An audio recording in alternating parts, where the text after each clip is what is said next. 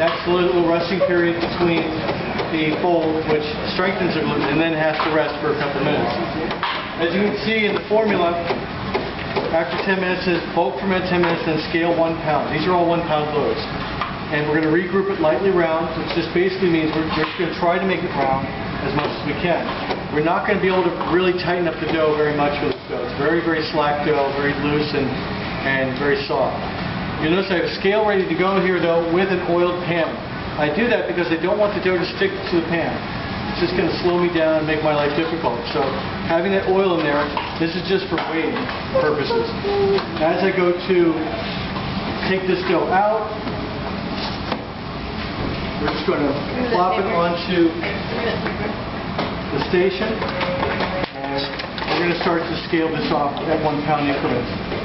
It is really slack. I mean, it's about 75% hydration. It's about 10% more hydration than your last dough you worked with.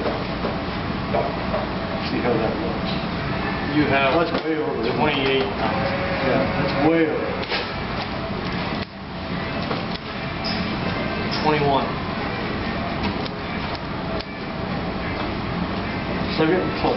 16 and 17 and a half. Quarters. Here's 16. So let's say we have a 16-ounce piece of dough here. I'm just going to go ahead and you can see how sticky this stuff is. To make my life a little easier, a little bit of oil on my hands, just to make sure it's not going to stick so much to me. Because it will drive you a little crazy, so sticky. Work quickly with sticky dough. Just like you would a round piece of dough, we're going to bring it all into the center, and we're just going to kind of try to round it up. Working fast with it so it gets round. We're just not looking at, we just do what we can, you know. There are other doughs that are wetter than this. One called ciabatta. You may have heard ciabatta before. It's extremely wet, maybe 80% hydration. And because of that, you can't even shape it. You just have to basically put it out in a big blob and cut it in rectangles and hope to keep it in that shape and move it from place to place. As we get this dough into each pie tin, we're just going to place it in the pie tin with lots of oil, about 2.5, maybe 3 tablespoons of oil. It's a lot of oil. Sounds like a lot, but that's going to keep it from sticking. Now we're going to put this aside. We're going to scale off the rest of this and cover all these and let them start to ferment some more. The recipe, the formula calls for more fermentation. I don't know where I put the recipe, but it even calls for as much as 40 minutes. After that, 30 to 40 minutes of final fermentation. There's really no need for all that time. I find that what you're going to notice is right now it's not as big as the pie tin. It's going to become as big as the pie tin, and it's going to dome up.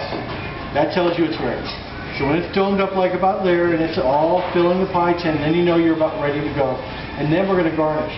And at that point, I'll call you guys back for a quick demo on how to do that. We're going to be doing something called dimpling, and then we're going to be garnishing. And you'll notice my garnishes are already ready. I've got salt ready to go, coarse cracked pepper, and then we've got some chopped rosemary. This is what we'll be using for the loaves that we're selling to people. The loaves that you're making for yourself, you could use the same thing, or you can go further. You've noticed a lot of your classmates getting tomatoes ready, some manchego cheese. I see peppers, I see fennel seed over there, some interesting ideas. There's no reason why we can't get more interesting. But remember, this is the granddaddy of pizza. It's not designed to be as elaborate as American pizza. So keep it simple.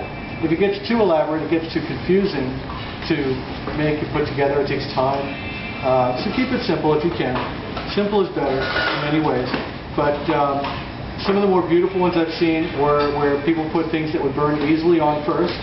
So there's olive oil on there, then there's, let's say, basil, garlic, things like that will burn easily, with tomatoes on top. Tomatoes won't burn because there's so much liquid in it. So they'll hold up. They can act as like a safety jacket to kind of protect everything underneath.